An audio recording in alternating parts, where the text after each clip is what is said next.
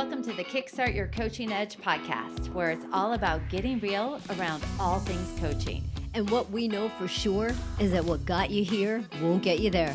You can't see the spinach in your own teeth. And finally, hang on, because this one's really deep. Once you realize that you are the traffic, everything makes complete and unadulterated sense.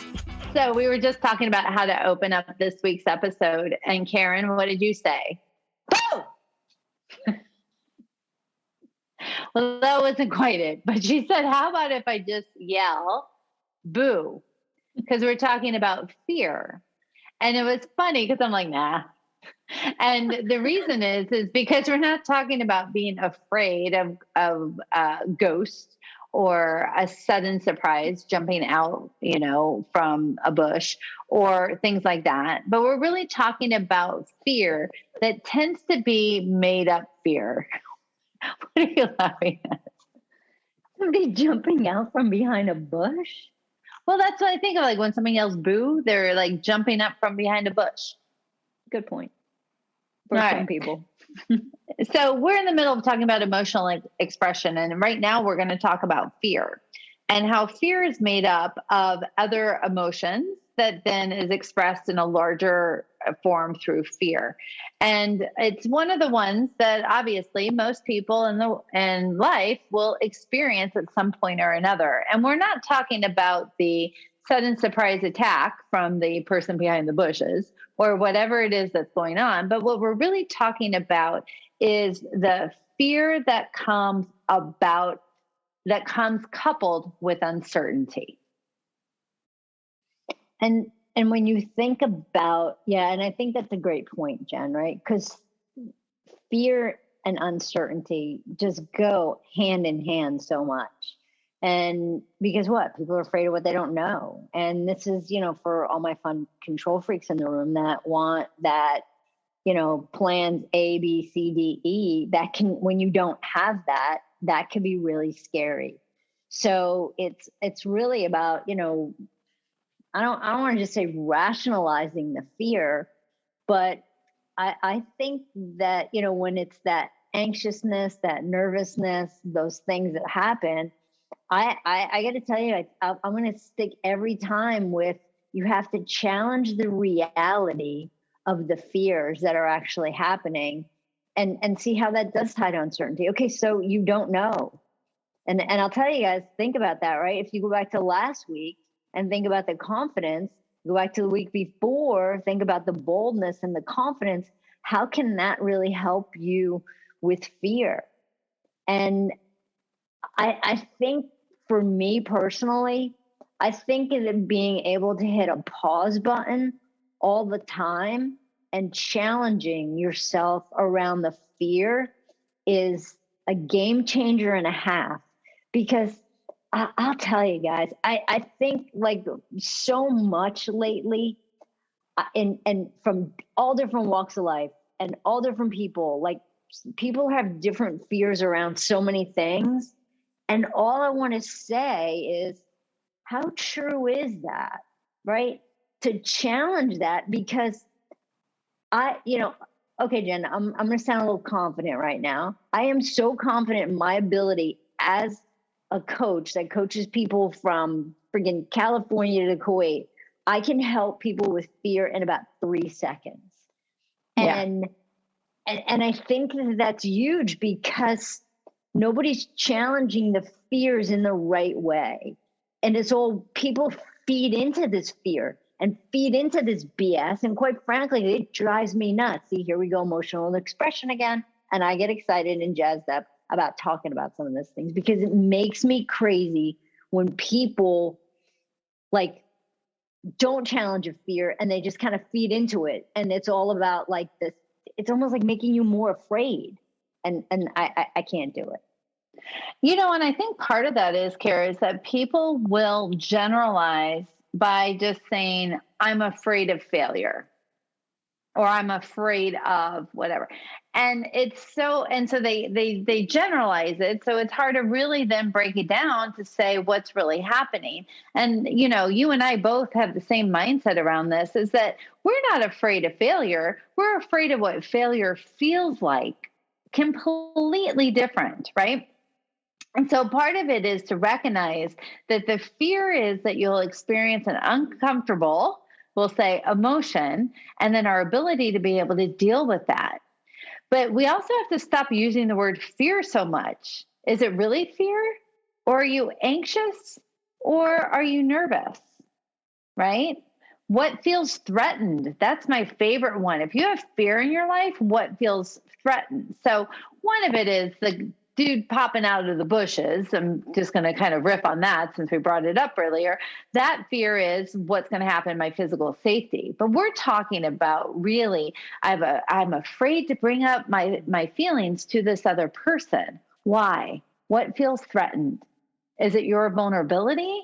Or is it more the solidness of the relationship? Really figuring out, because so many people hold back from what other people may think or say or do. And so being able to break that down, like you said, Karen, you are the fear, not whisperer, because that would mean it would come to you. What's the opposite of that? The fear, I don't know. But anyway, Yeah. since you are so good at busting through it, right? Yeah, I think so, Jen. And so I just want to just hit like a slight rewind. Not like you don't have to rewind this podcast, but one of the things that you said about failure, Mm-hmm. insanely important for people to think about, like, oh crap, and even what you said, right, about being afraid of what failing feels like. But here's another step to that. So many people personalize that quote unquote failure. And they think about, like, you didn't, like, all right, so we'll talk about a kid, right? They failed the math test and they're like, oh my gosh, I'm a failure. I failed the math test. You're not a failure because you failed the math test. You just failed the math test. So failing the math test doesn't make you a failure, but so many times people get so attached to the, oh my gosh, I failed at this, so I am that. And that kind of, those wires in your head, man, they need to get reprogrammed, because you will get jacked up all the time if that's the mindset that you're walking into things with. Jen, as we're having this conversation here, I feel like we could talk about fear for a year and still not completely scratch the surface, because I really truly believe that you and I have such a different perspective on fear than 99.9% of the people out there that are doing work with people around fear, because our stuff works. Yeah, it's interesting. It's something that we have really thought a lot about and tried different, just from discussions, tools, applications, working with people on it. It's so true. It's just that people get stuck in this label, they get stuck in this area, and they get really attached to what it will say about them if, versus being bold, trying a new option, taking a risk, right? Instead, it's about being attached to, what does it mean about me if this doesn't go my way? So as we think about that, right? So some of the sub emotions that are expressed with fear would be anxious, nervous, threatened.